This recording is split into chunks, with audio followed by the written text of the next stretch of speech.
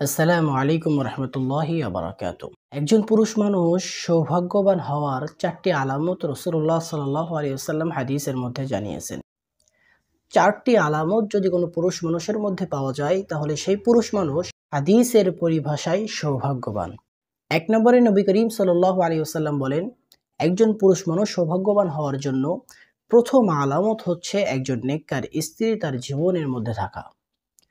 2 নম্বর আলামত হচ্ছে একটি প্রশস্ত বাড়ি তার জীবনে থাকা, অর্থাৎ সে তার পরিবার, তার স্ত্রী, সন্তানদেরকে নিয়ে একটি প্রশস্ত নিজস্ব বাড়িতে বসবাস করবে। এটা একজন পুরুষ মানুষ সৌভাগ্যবান হওয়ার দ্বিতীয় আলামত।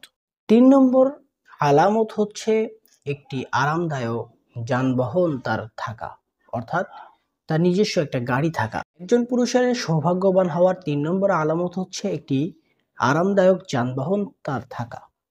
4 নম্বর আলামত হচ্ছে সৎ প্রতিবেশী, অর্থাৎ একজন পুরুষ সৌভাগ্যবান এটা বোঝার জন্য হাদিসের পরিভাষায় 4টি আলামত রাসূলুল্লাহ সাল্লাল্লাহু আলাইহি সাল্লাম বলেছেন। 1 নম্বর সৎ স্ত্রী থাকা, 2 নম্বর একটা প্রশস্ত বাড়ি থাকা, 3 নম্বর তার নিজস্ব একটা যানবাহন থাকা, 4 নম্বর সৎ প্রতিবেশী থাকা। সৎ প্রতিবেশী কেন? কারণ সৎ প্রতিবেশী আপনাকে আল্লাহ তাআলার ইবাদতের দিকে আপনাকে ডাকবে, আল্লাহ তাআলার ইবাদত করার জন্য আপনাকে সাহায্য করবে।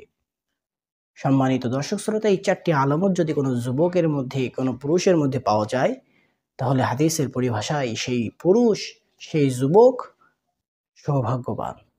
আল্লাহ রাব্বুল আলামিন আমাদের সকলকে এই 4টি আলামত ধারণ করে সৌভাগ্যবান হওয়ার তৌফিক দান করেন।